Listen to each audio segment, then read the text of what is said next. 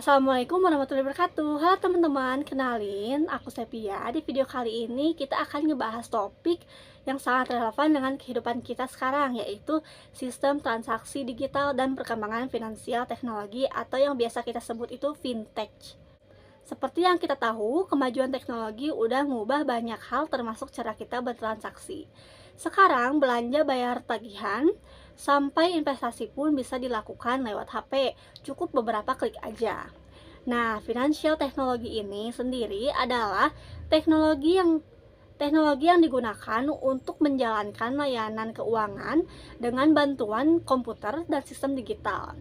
Fintech ini mencakup banyak hal, mulai dari dompet digital, pinjaman online, sampai investasi retail dan crowdfunding. Kenapa sih transformasi digital ini penting? Nah, kenapa? Karena dengan teknologi, layanan keuangan jadi lebih cepat, otomatis, dan efisien. Pengalaman pelanggan dan karyawan juga meningkat. Layanan jadi lebih baik, dan tentu aja bisa bantu lembaga keuangan bersaing di era digital ini.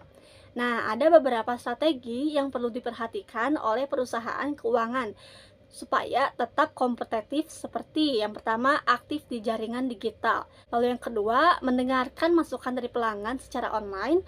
Lalu yang ketiga, cepat dalam menyusun konsep dan proposal. Dan yang terakhir tentunya kasih apresiasi pihak-pihak yang ikut berinovasi. Lalu ada juga tiga kekuatan besar mendorong semua ini. Yang pertama, digitalization effect, yaitu semakin banyak data yang digital yang tersimpan.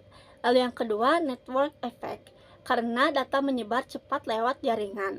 Lalu yang ketiga ada penetration effect, yaitu perkembangan internet yang makin luas. Perkembangannya juga bisa dilihat dari 5 tahap, mulai dari perubahan perilaku konsumen, lalu hadirnya teknologi informasi, sampai model bisnis tradisional yang mulai tergeser dan digantikan oleh model digital. Kalau di Indonesia sendiri, fintech jadi salah satu kategori startup terbanyak setelah e-commerce.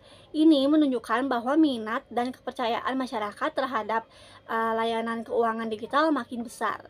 Tapi tentu aja ada juga beberapa potensi resiko dalam transaksi digital, misalnya transaksi gagal tapi uang sudah terpotong, lalu pencurian data lewat jaringan internet, lalu ada data keuangan disalahgunakan, atau kode OTP salah kirim.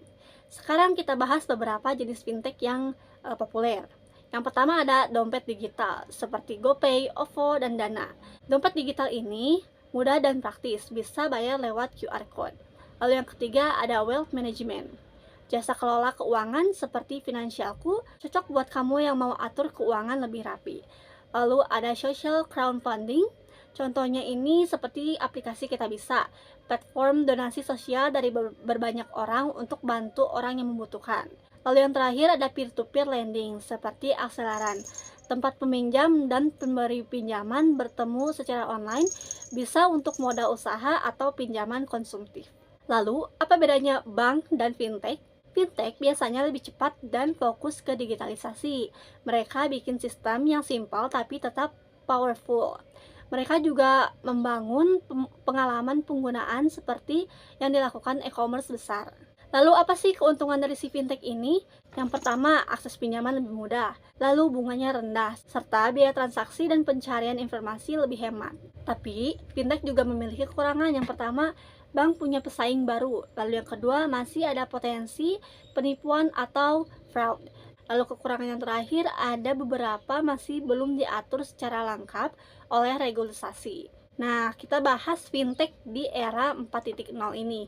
Di era revolusi industri 4.0 ini, tantangan Indonesia bukan cuma soal teknologi, tapi juga soal keseimbangan. Kita perlu memastikan bahwa pertumbuhan ekonomi juga ramah sosial, ekologis, dan spiritual. Fintech adalah bagian dari ekonomi digital yang menyentuh banyak aspek, mulai dari keamanan, edukasi, teknologi, sampai strategi besar pemerintah. Nah, fintech ini memiliki dampak besar. Yang pertama, membuka peluang bisnis baru, lalu menggeser bisnis lama, dan juga mengubah cara akulasi sumber daya termasuk SDM. Sekarang ini mulai bermunculan model investasi baru seperti ekosistem digital, perlindungan konsumen, dan tawaran nilai yang baru dan lebih sesuai zaman. Jadi bisa kita simpulkan bahwa sistem transaksi digital dan fintech adalah bagian penting dari perubahan zaman yang gak bisa kita hindari. Justru kita harus siap, melek teknologi, dan terus belajar supaya bisa memanfaatkan semua kemajuan ini secara maksimal.